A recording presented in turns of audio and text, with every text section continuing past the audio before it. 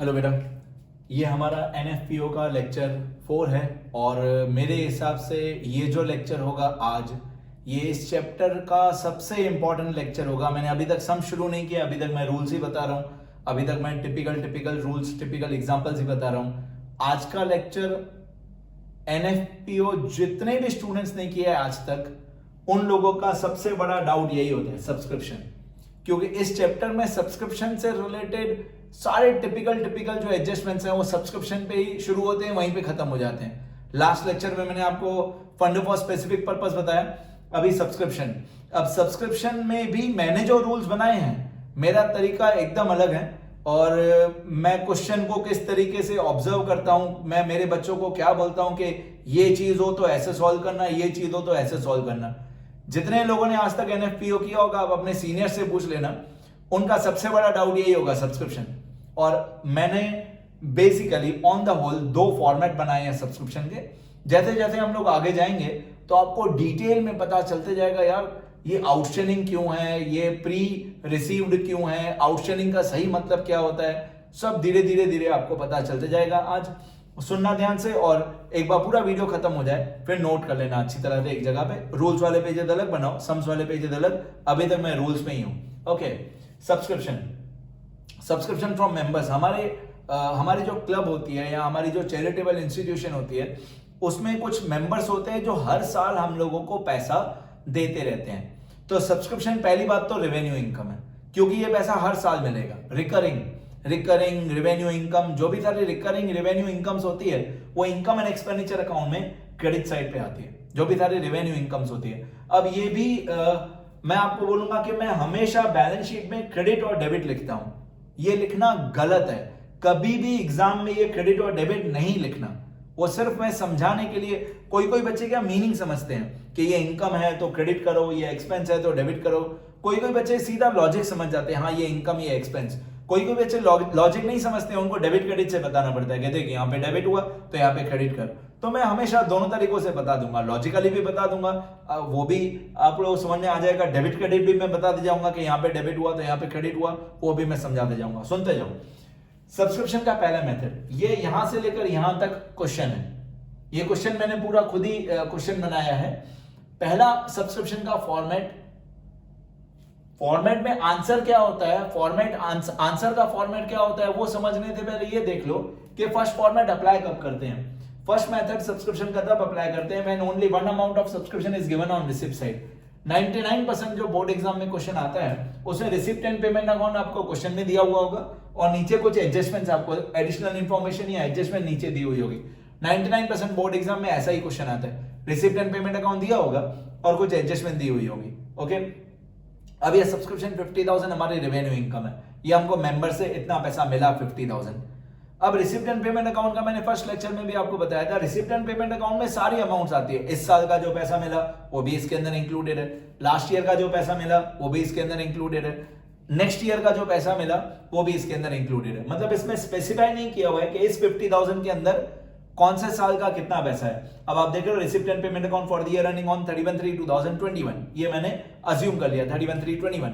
तो अगर यहाँ पे 31/3/21 लिखा हुआ है तो हमारा करंट ईयर कौन सा हुआ, हमारा करंट ईयर हुआ 2020-21, मतलब 1 अप्रैल 2020 से 31/3/2021। तो शॉर्टकट में उसको बोलते हैं 2021 हमारा करंट ईयर हुआ। करंट ईयर में 50,000 रुपीज हमको रिसीव हुआ। अब एडिशनल इंफॉर्मेशन में लिखा हुआ है एज ऑन 31/3/20 मतलब साल के पहले दिन पे। अब यहाँ पे 1/4/20 हो तो भी एक ही बात है, 31/3/20 हो तो भी एक ही बात है। आउटस्टैंडिंग सब्सक्रिप्शन मतलब 500 रुपए हमको मेंबर से लेना बाकी था साल के शुरुआत में। 600 रुपीज आउटस्टैंडिंग एज ऑन 31/3/21 मतलब साल के अंत में इतना पैसा हमको लेना बाकी था।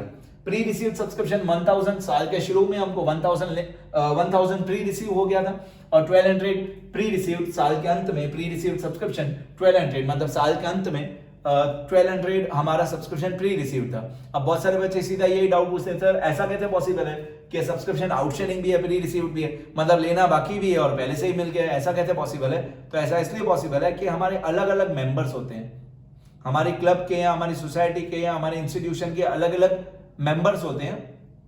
कोई मेंबर ऐसा होगा जिसका सब्सक्रिप्शन हमको मिलना बाकी है, और कोई मेंबर ऐसा होगा जिसने सब्सक्रिप्शन हमको पहले से ही दे दिया। तो अलग अलग टाइप के मेंबर्स होंगे, किसी का बाकी होगा, किसी का हमारे लिए प्री रिसीव्ड होगा। अब मैं यही चाहता हूं कि आप लोग बिना कोई अमाउंट देखे पहले ये फॉर्मेट याद कर लो।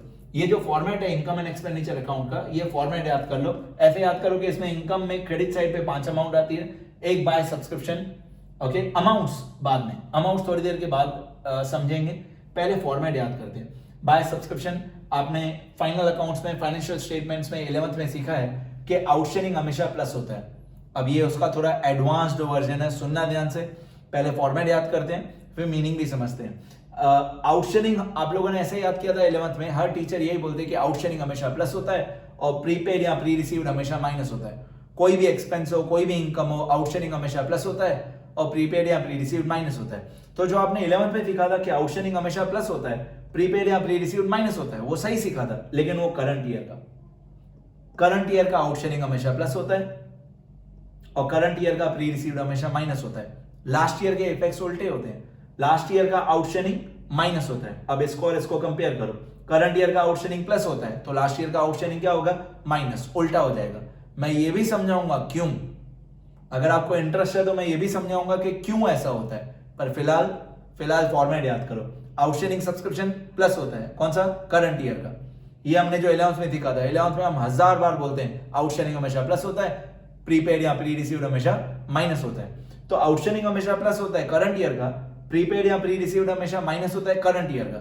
लास्ट ईयर में दोनों उल्टे हो जाते हैं, लास्ट ईयर का आउटस्टैंडिंग क्या हो जाएगा, माइनस, और लास्ट ईयर का प्री रिसीव्ड क्या हो जाएगा, प्लस। ये दोनों लास्ट ईयर है, इसमें देखो उल्टा है, आउटस्टैंडिंग माइनस किया हुआ है, प्री रिसीव्ड प्लस किया हुआ है। अब ये ओपनिंग बैलेंस शीट है, साल के पहले दिन पे जो बैलेंस शीट बनती है, और ये क्लोजिंग बैलेंस शीट है जो साल के आखिरी दिन पे बनती है। अब ये दोनों चीजें, इनकम एंड एक्सपेंडिचर अकाउंट और क्लोजिंग बैलेंस शीट, ये तो पक्का एग्जाम में पूछेंगे ही पूछेंगे, ठीक है। अभी अमाउंट्स के साथ जाते हैं। अब सबसे पहले ये 50,000 रुपीज सब्सक्रिप्शन जो यहाँ पे डेबिट हुआ वो हम इनकम में कर देंगे क्रेडिट, ये हमारी रेवेन्यू इनकम है। अब ये आउटस्टैंडिंग सब्सक्रिप्शन 500 लास्ट ईयर का, जो लास्ट ईयर का आउटस्टैंडिंग 500 है, ठीक है, थोड़ा दिमाग लगाओ, मैंने लेक्चर 1 में इफेक्ट्स भी बताए हैं। जो लास्ट ईयर वाला 500 है आउटस्टैंडिंग, सोचो प्लस होगा कि माइनस, लास्ट ईयर का आउटस्टैंडिंग क्या होगा, माइनस। लास्ट ईयर का जो आउटस्टैंडिंग है माइनस, लास्ट ईयर का जो आउटस्टैंडिंग सब्सक्रिप्शन है वो माइनस होगा। लास्ट ईयर वाले का दूसरा इफेक्ट आएगा लास्ट ईयर की बैलेंस शीट में, लास्ट ईयर की बैलेंस शीट में मतलब ओपनिंग बैलेंस शीट में 500, सीधी बात है, दोनों लास्ट ईयर वाले लास्ट ईयर की बैलेंस शीट में आएंगे, दोनों करंट ईयर वाले करंट ईयर की बैलेंस शीट में आएंगे, और सिंपल लॉजिक है, ओके। तो ये 500 के दो इफेक्ट्स, एक outstanding of last year minus होगा, एक 500 outstanding of last year opening balance sheet में, मतलब लास्ट ईयर के लिए क्लोजिंग हुआ बट हमारे इस साल के लिए ओपनिंग हुआ, ओपनिंग बैलेंस शीट में आएगा एसेट साइड पे 500।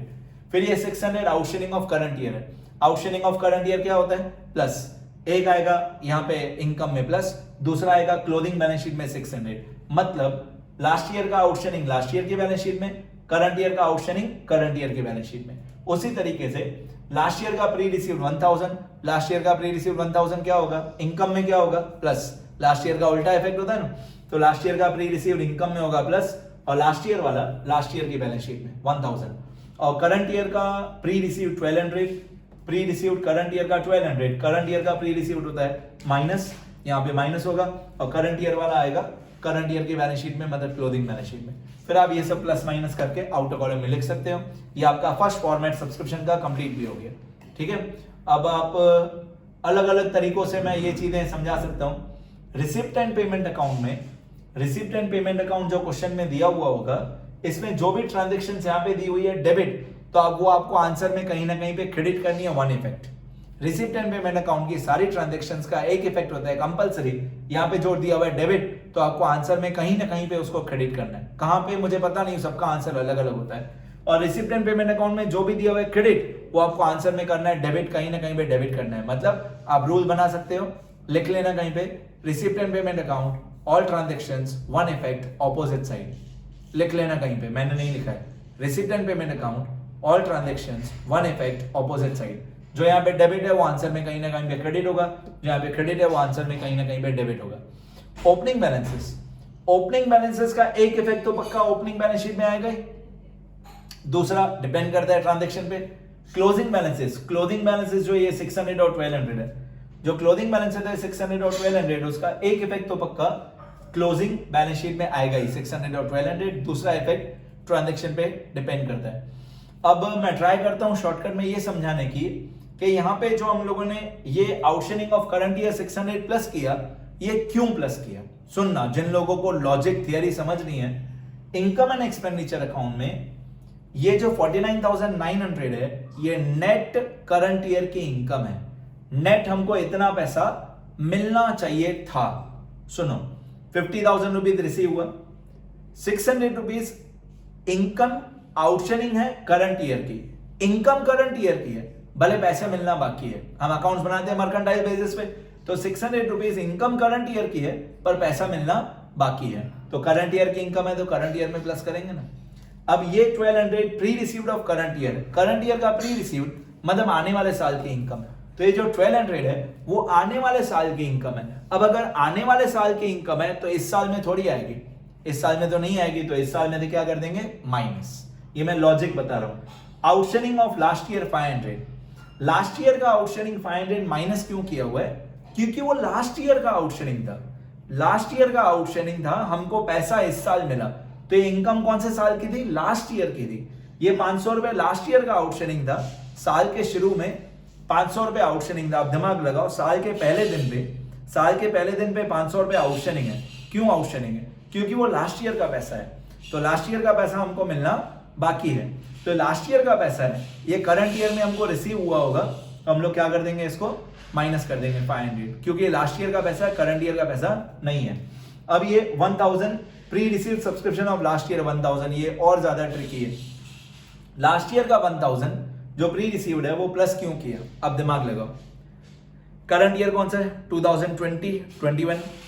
लास्ट ईयर में जाओ, लास्ट ईयर में कुछ ऐसे मेंबर्स थे जिन्होंने 1000 रुपीज प्री पे कर दिया था, पहले से ही दे दिया था। अब लास्ट ईयर में कोई मेंबर हमको पैसा ज्यादा दे रहा है, तो वो कौन से साल का दे रहा है, इस साल का पैसा दे रहा है। अगर वो इस साल का पैसा दे रहा है तो वो इस साल की इनकम है, तो इस साल की इनकम में क्या होना चाहिए, प्लस होना चाहिए। ये इनका लॉजिक था कि क्यों कौन सा प्लस होता है, कौन सा माइनस होता है। बेसिकली कंसेप्ट ये है कि करंट ईयर की जो इनकम हो वो यहाँ पे आनी चाहिए, लास्ट ईयर की इनकम हो वो नहीं आनी चाहिए, माइनस करो। नेक्स्ट ईयर की इनकम हो वो भी यहाँ पे नहीं आनी चाहिए, माइनस करेंगे आगे। अब ये सेकंड मेथड, ये और थोड़ा ज्यादा हार्ड है, सुनना थोड़ा ट्रिकी है।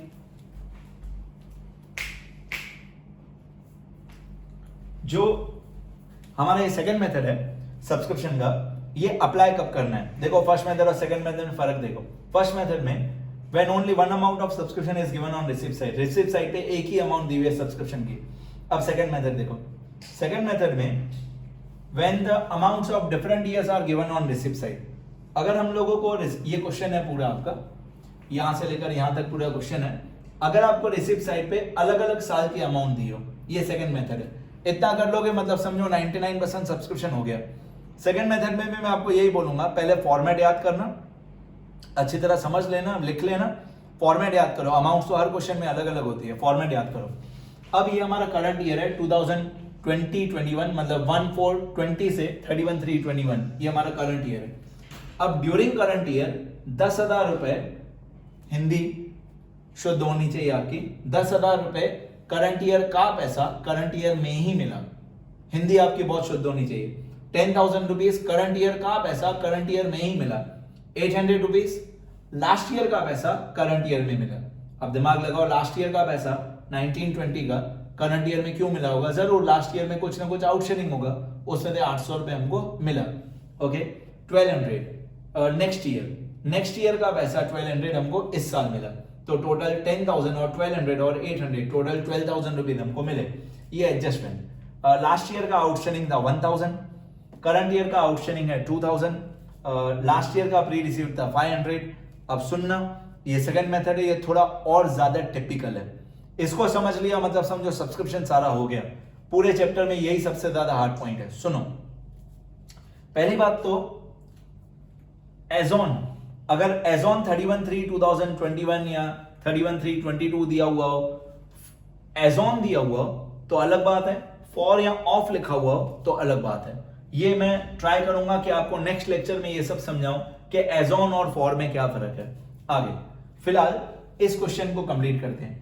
पहली बात तो जब भी ऐसे डिफरेंट ईयर्स का सब्सक्रिप्शन दिया हो तो आप इनकम साइड पे जाना, इनकम साइड पे लिखना बाय सब्सक्रिप्शन। अब जो फर्स्ट फॉर्मेट था उसमें यहां पे 4 चीजें थी, plus minus minus plus, plus minus minus plus. वो 4 चीजें क्या थी? पहले बाय सब्सक्रिप्शन था, फिर 4 चीजें क्या थी? Plus outstanding current year, plus outstanding current year, उसके बाद क्या था? Minus pre received current year, उसके बाद क्या था? माइनस आउटस्टैंडिंग लास्ट ईयर, उसके बाद क्या था? Plus pre received last year. अब आपको क्या याद रखना है कि फर्स्ट फॉर्मेट में यहाँ पे 4 चीजें प्लस माइनस होती है। सेकंड फॉर्मेट में जो 2 माइनस वाली चीजें थी, जो 2 लेस वाली चीजें थी, वो छोड़ दो, माइनस वाली 2 चीजें छोड़ दो, बाकी तब लिखना है। तो ये शॉर्टकट में आपको फॉर्मेट याद हो जाएगा। मैं रीजन भी बताऊंगा क्यों, बट फिलहाल फॉर्मेट याद करने के लिए आप ऐसे याद करो कि 4 जो प्लस माइनस वाली चीजें थी उसमें जो 2 लेस वाली अमाउंट थी वो नहीं आएंगे, मतलब खाली दोनों प्लस वाली अमाउंट आएगी। ओके, बाय सब्सक्रिप्शन आएगा, आउटस्टैंडिंग करंट ईयर प्लस होगा, pre receive last year plus होगा, मतलब दोनों जो प्लस वाले थे वही आएंगे, माइनस वाले नहीं आएंगे। एसेट साइड पे आउटस्टैंडिंग सब्सक्रिप्शन में 2 अमाउंट आएगी, एक outstanding subscription of current year, amounts को मत देखो फिलहाल अमाउंट्स को मत देखो, फॉर्मेट याद करो। आउटस्टैंडिंग सब्सक्रिप्शन में 2 आएंगे, एक करंट ईयर का कितना आउटस्टैंडिंग है और एक लास्ट ईयर का कितना आउटस्टैंडिंग है। ये इस मेथड का, सेकंड मेथड का सबसे टिपिकल पॉइंट ये होता है, लास्ट ईयर का आउटस्टैंडिंग, मैं इसको स्टिल आउटस्टैंडिंग बोलता हूं।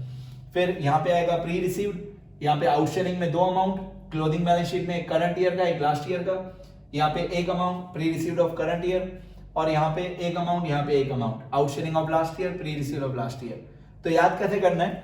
याद ऐसे करना है कि सेकंड मेथड में यहाँ पे जो 2 माइनस वाली चीजें थी वो नहीं आएंगी, मतलब यहाँ पे माइनस वाली 2 अमाउंट नहीं आएंगे, 2 अमाउंट कम हो गई और यहाँ पे एक अमाउंट बढ़ गई। पिछला वाला जो फर्स्ट मेथड जो था उसमें यहाँ पे खाली करंट ईयर था, अब ये सेकंड मेथड है, सेकंड मेथड में एक करंट ईयर भी आता है, एक लास्ट ईयर भी आता है, मतलब यहाँ पे एक अमाउंट बढ़ गई, ये लास्ट ईयर वाली अमाउंट, एक अमाउंट यहाँ पे बढ़ गई और यहाँ पे 2 अमाउंट कम हो गई। अब सुनो, जो सबसे टिपिकल पोर्शन होता है इस मेथड का, वहां से मैं एक्सप्लेन करना शुरू करता हूं। जब हमारा साल शुरू हुआ, ये 1000 और ये 800 को कनेक्ट करो, स्टोरी बनाओ कि 1000 और 800 क्या है, इसकी स्टोरी बनाओ। जब हमारा साल शुरू हुआ 31/3/2020, या आप बोल सकते हो 1420, जब 1420 पे हमारा अकाउंटिंग ईयर शुरू हुआ तब 1000 रुपीज हमको अपने मेंबर से सब्सक्रिप्शन आउटस्टैंडिंग मतलब लेना बाकी था। कितना? 1000। उसमें से during current year 2020-21, during current year 2020-21 800 रुपए हमको लास्ट ईयर के मिल गए। तो लास्ट ईयर का आउटस्टैंडिंग कितना था? 1000, उसमें 800 रुपए मिल गए। ये मैंने यहाँ पे एक छोटा सा वर्किंग नोट बनाया, आप लोग बाद में बना सकते हो। लास्ट ईयर का 1000 आउटस्टैंडिंग था, उसमें 800 रुपए रिसीव हो गया ड्यूरिंग करंट ईयर, बाकी 200 रुपए स्टिल आउटस्टैंडिंग है। मतलब साल के शुरू में 1000 रुपीज बाकी था सब्सक्रिप्शन का, उसमें 800 रुपए लास्ट ईयर के मिल गए, बाकी 200 रुपए अभी भी हमको मिलना बाकी है। ये होता है इस मेथड का सबसे हार्ड पॉइंट, 200 रुपए outstanding subscription of last year which is still outstanding. मतलब एक साल पूरा हो गया तो भी 200 रुपए ऐसे हैं जो 200 रुपए लास्ट ईयर के अभी तक हमको मिलना बाकी है। तो इसका पूरा सेंटेंस समझो, outstanding subscription of last year which is still outstanding. तो लास्ट ईयर के 1000 रुपए में थे, 800 रुपए हमको मिल गए, 1000 माइनस 800, अभी 200 हमको और भी मिलना बाकी है लास्ट ईयर का। तो जब हमारा साल शुरू हुआ तो 1000 आउटस्टैंडिंग था, उसमें थे 800 रुपीज हमको रिसीव हो गया, 200 अभी और भी रिसीव करना बाकी है, स्टिल आउटस्टैंडिंग। मैं इसको स्टिल आउटस्टैंडिंग बोलता हूं। आप खाली ऐसे लिख देना, outstanding subscription current year last year, आप खाली ऐसे स्पेसिफाई करके लिख देना कि 2 अमाउंट है। ओके, 1000 आउटस्टैंडिंग था, उसमें 800 मिल गया, 200 और भी हमको मिलना बाकी है। ये था इस मेथड का सबसे हार्ड पॉइंट। और भी आगे है। अब करंट ईयर का आउटस्टैंडिंग, करंट ईयर का आउटस्टैंडिंग 2000, इसके सिंपल 2 इफेक्ट्स हैं। करंट ईयर का आउटस्टैंडिंग 2000, हाँ ये थोड़ा हार्ड है। अब समझो, मैंने आपको बोला ये 2000 रुपीज करंट ईयर का आउटस्टैंडिंग है, ऐसा बोलने में मेरी एक गलती है। ये 2000 रुपीज करंट ईयर का आउटस्टैंडिंग नहीं है। सुनो, ये 2000 rupees as on 31/3/2021, as on 31/3/2021 2000 रुपए हमको सब्सक्रिप्शन का पैसा मिलना बाकी है। ये करंट ईयर का नहीं है। जिस दिन हमारा करंट ईयर खत्म हुआ 31/3/21 पे, उस दिन हमको इतना पैसा मिलना बाकी था। तो ये जो 2000 है एज ऑन 31/3/21, ये क्लोजिंग बैलेंस शीट में एज ऑन 31/3/21 ये 2000 रुपीज पहले आउटर कॉलम में आएगा। 2000 एज ऑन 31/3/21 2000 रुपए आउटस्टैंडिंग होना चाहिए, उसमें से 200 रुपए लास्ट ईयर का आउटस्टैंडिंग था, तो बाकी 1800 आएगा। करंट ईयर का आउटस्टैंडिंग मतलब 2000 माइनस 200, बाकी करंट ईयर का आउटस्टैंडिंग होगा 1800। ये 1800 आपको क्वेश्चन में कहीं पे भी नहीं दिया हुआ है, आपको फाइंड आउट करना है। अब फर्क समझो, ये 2000 है एज ऑन 31/3/21 2000 रुपीज हमको मिलना बाकी है, उसमें से 200 रुपए लास्ट ईयर के आउटस्टैंडिंग है। ये 1800 है ऑफ करंट ईयर। अब आपको फर्क समझ में आएगा एज ऑन और ऑफ में। ये एज ऑन है, एज ऑन 31/3/21 2000 रुपए आउटस्टैंडिंग है, उसमें से 1800 है ऑफ करंट ईयर। अब फर्क समझ में आया एज ऑन और ऑफ में। ये एज ऑन है, ये ऑफ है। अगर आपको शॉर्टकट बना लो, अगर आपको एग्जाम में एज ऑन लिखा हुआ तो आप उसको आउटर कॉलम में लिखना, आउटस्टैंडिंग एज ऑन 31/3/21 तो आप उसको आउटर कॉलम में लिखना, और अगर लिखा आउटस्टैंडिंग ऑफ करंट ईयर तो इनर कॉलम में लिखना। अब ये 1800 आउटस्टैंडिंग ऑफ करंट ईयर, ये 1800 को हम लोग पहले बैलेंस शीट में लिखेंगे, फिर इसको इनकम साइड पे आउटस्टैंडिंग ऑफ करंट ईयर में, ये देखो लिखा है मैंने ऑफ करंट ईयर 1800 प्लस कर देंगे इनकम में। तो एक ये हार्ड पॉइंट थी 1000, एक ये हार्ड पॉइंट थी 2000। अब ये 500 pre receive subscription of last year 500, ये बहुत इजी है। 500 लास्ट ईयर का प्री रिसीव्ड है तो लास्ट ईयर की बैलेंस शीट में आएगा एक इफेक्ट, और एक इफेक्ट आएगा इनकम में ऐड। लास्ट ईयर का प्री रिसीव्ड प्लस होता है, मैंने पहले फॉर्मेट बताया। तो 500 एक लास्ट ईयर की बैलेंस शीट में, एक इनकम में प्लस। ओके, अब ये तीन चीजें, ये 800 रुपए का एक्चुअली डायरेक्टली कहीं पे कोई इफेक्ट नहीं होगा, ये 800 रुपए कहीं पे लिखना नहीं है, सिर्फ ये क्लोजिंग बैलेंस शीट में माइनस हो जाता है, वो मैंने पहले ही बता दिया। ये 800 रुपए जो लास्ट ईयर का रिसीव हुआ, ये 800 रुपए जो लास्ट ईयर का रिसीव हुआ, ये कहीं पे लिखना नहीं है, सिर्फ क्लोजिंग बैलेंस शीट में 1000 माइनस 800 करना है, बस ये लिखना नहीं है। ये 10,000 प्योर करंट ईयर की इनकम, करंट ईयर का पैसा करंट ईयर में मिला, तो ये हमारी सीधी सीधी इनकम है, करंट ईयर की इनकम 10,000। ओके, ये 1200 नेक्स्ट ईयर का पैसा है, ये 1200 नेक्स्ट ईयर का पैसा 2021-22 का पैसा हमको करंट ईयर में मिला, नेक्स्ट ईयर का पैसा करंट ईयर में मिला, तो ये हमारी प्री रिसीव्ड इनकम है। अगर आपने 11th में फाइनल अकाउंट्स किया है तो आपको पता होगा कि ट्रायल बैलेंस में, मैं रिसिप्ट एंड पेमेंट अकाउंट को ट्रायल बैलेंस बोलता हूं, अगर ट्रायल बैलेंस में कोई प्री रिसीव्ड इनकम दी हुई है, मैं फाइनल अकाउंट्स की बात कर रहा हूं, अगर ट्रायल बैलेंस में कोई प्री रिसीव्ड इनकम दी हुई है तो उसका एक इफेक्ट होता है closing balance sheet liability side. इस 1200 का भी एक इफेक्ट होगा closing balance sheet liability side, pre received current year 1200। और जो लोग डेबिट क्रेडिट से करते हैं, मैंने अभी अभी आपको बताया receipt and payment account, one effect opposite side, यहाँ पे हुआ डेबिट, रिसिप्ट साइड हुआ डेबिट 1200, तो लायबिलिटी में होगा क्रेडिट, लायबिलिटी में होगा क्रेडिट। मैं 1000 बार बोलूंगा, ये क्रेडिट और डेबिट आपको लिखना नहीं है, सिर्फ आपके समझने के लिए। तो ये यहाँ पे हुआ प्री रिसीव 1200 डेबिट, तो क्लोजिंग बैलेंस शीट में होगा 1200 क्रेडिट। तो फॉर्मेट में क्या फर्क पड़ा, माइनस वाली दो चीजें नहीं आएंगी और आउटस्टैंडिंग में एक अमाउंट बढ़ जाएगी। ओके, थर्ड मेथड एक नंबर ऑफ मेंबर्स वाला मेथड होता है सब्सक्रिप्शन में, और मैं नेक्स्ट वीडियो लेक्चर में कवर करूंगा। जब नंबर ऑफ मेंबर्स दिया हो तो क्या, और कुछ टिपिकल इलस्ट्रेशंस हैं घरे वाले वीडी टेक्स्ट बुक की, वो मैं कवर करूंगा। और ये रूल्स हैं, जो ये मैंने रूल पहले ही बता दिया कि अगर आपको क्वेश्चन में रिसिप्ट एंड पेमेंट अकाउंट दिया हुआ है तो उसका एक इफेक्ट होता है ऑपोजिट साइड, मतलब रिसिप्ट पेमेंट में जो डेबिट दिया हुआ है तो आपको आंसर में क्रेडिट करना है, जो रिसिप्ट एंड पेमेंट में क्रेडिट दिया है तो आपको आंसर में डेबिट करना है। कभी कभी क्वेश्चन में ट्रायल बैलेंस भी दिया होता है, अगर आपको क्वेश्चन में ट्रायल बैलेंस दिया हुआ है क्वेश्चन में, तो उसका एक ही इफेक्ट होगा सेम साइड, मतलब डेबिट वाला डेबिट ही करना है और क्रेडिट वाला क्रेडिट ही करना है। तो डिपेंड करता है क्वेश्चन में क्या दिया हुआ है, trial balance one effect same side, receipt and payment account one effect opposite side.